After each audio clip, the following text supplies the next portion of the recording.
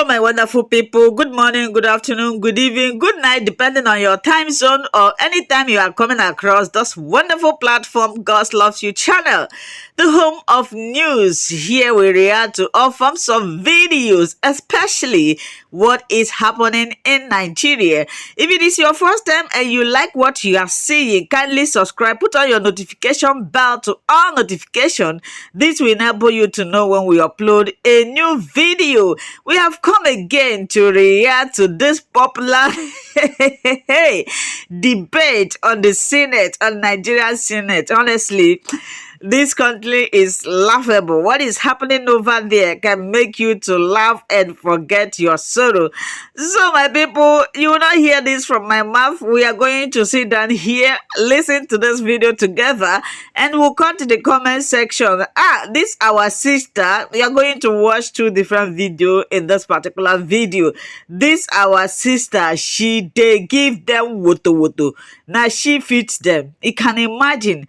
They have pressing needs that is affecting the country. Nda bunda na say onye no ya na agba ọkụ adachi ijiji, but Nigeria prefer ichi ijiji karịa ineto no ha. Let's just listen. You are free to contribute, criticize, air your mind and your opinion, but let us do it constructively so that no one will be offended at the last. Let's go there. The senators from the northern part of Nigeria want the Senate to pass a bill for cows because these northern senators believe that cows are also citizens of Nigeria, so they should be treated fairly. This northern senator said that these cows, Efinama, that the way Nigerians treat them, they don't treat them like they are part of them, because these cows, this Nama, they are part of Nigerians. They should be protected like the lives of these cows matters a lot. Northern senators are angry that the way and the manner Nigerians talk down on this Nama makes it look like they are not part of Nigeria. Meanwhile, these cows are also citizens of Nigeria. Let's hear them. Before I allow you to hear from the horse's mouths, the northern senators insist that Fulani herdsmen, Fulani herders, should be allowed to move from one state to another, from one community to another, from one local government to another to feed their cows. And these cows also should be given protection. That is what the northern senators are pushing for on the floor of the Senate. Now, the cows we are talking about, Wokwanama, they are afan like the cows you and I know we used to cook pepper soup, suya, like do barbecue, do like cook ofo nubu, cows like anonama. That is what we are talking about. So they said they want to include them as part of Nigerians. They should also have their passports. Cows are not citizens of Nigeria. So, Mr. President, cows are not citizens of Nigeria. But you didn't hear what I said. Senator Aderu, are you arguing with me? No, I said cows are not citizens. The section you are referring to is talking about citizens of Nigeria. Yes. And cows are not citizens of Nigeria. Cows can come in from Niger. They can come in from Chad, anywhere. But cows are not citizens. Wrong. So, your point of order is noted, but rejected. You want to make contribution on the debate? Go ahead. Yeah. Okay. But I'm against the idea of restricting movement of Nigerians from one state to another. No, that would not happen. Right now, citizens of Nigeria are allowed to move from one state to another to establish business without any hindrance whatsoever. It affects everywhere in Nigeria.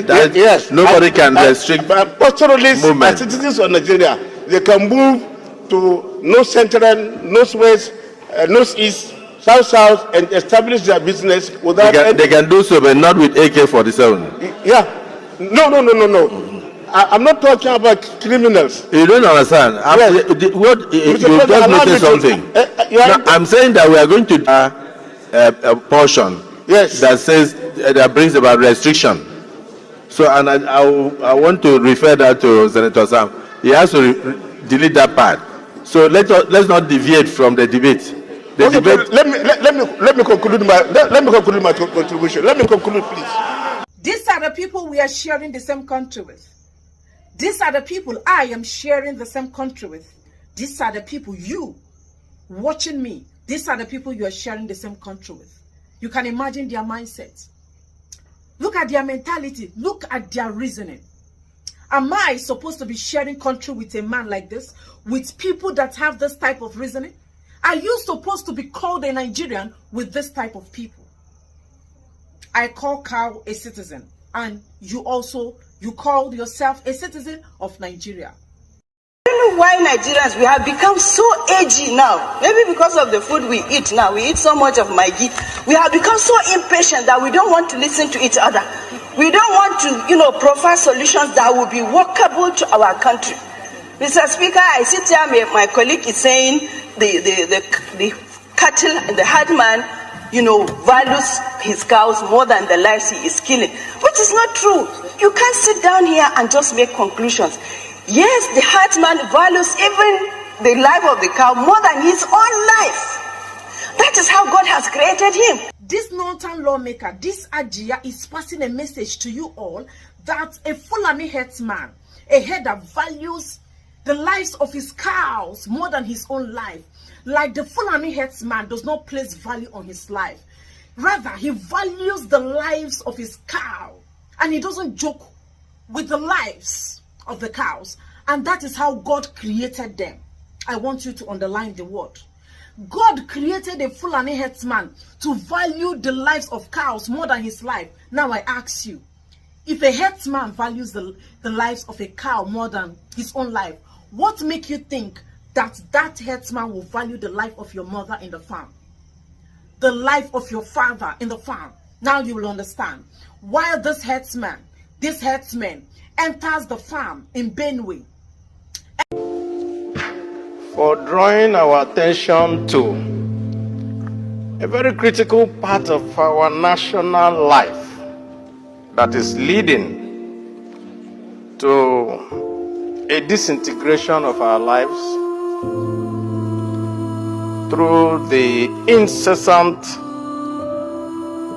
herder-farmer clash, destruction of plants and all that by those.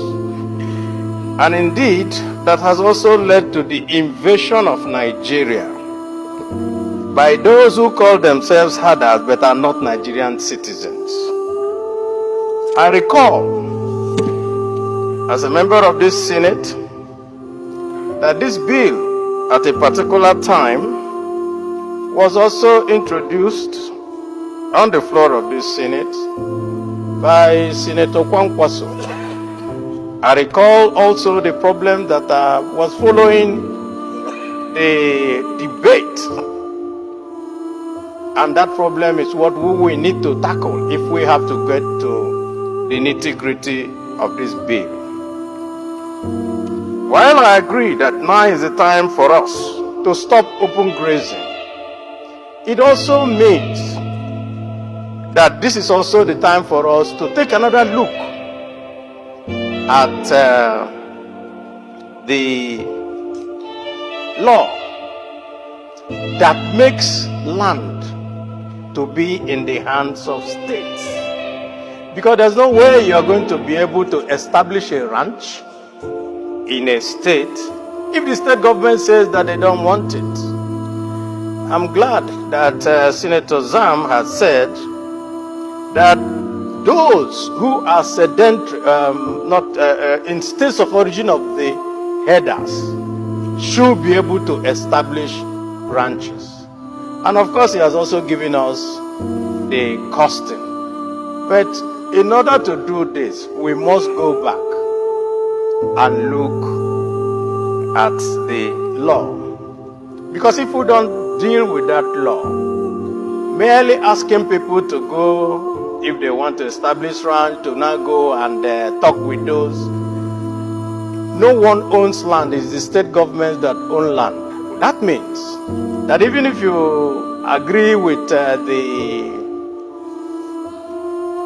owners or settlers or a community or that, if the state government does not give its consent, then it means that you will not be able to go forward with it. So, as we consider this, I also want us to look at the Land Use Act as an impediment to this particular very wonderful bill, to ensure that we can get and put to rest this matter of header-farmer clash. And I can see why. And I want to also recall to all my colleagues that at a particular time, the former governor of Kano State, Ganduje, suggested to everyone that he has enough land in Kano State for all the headers in Nigeria to come and graze.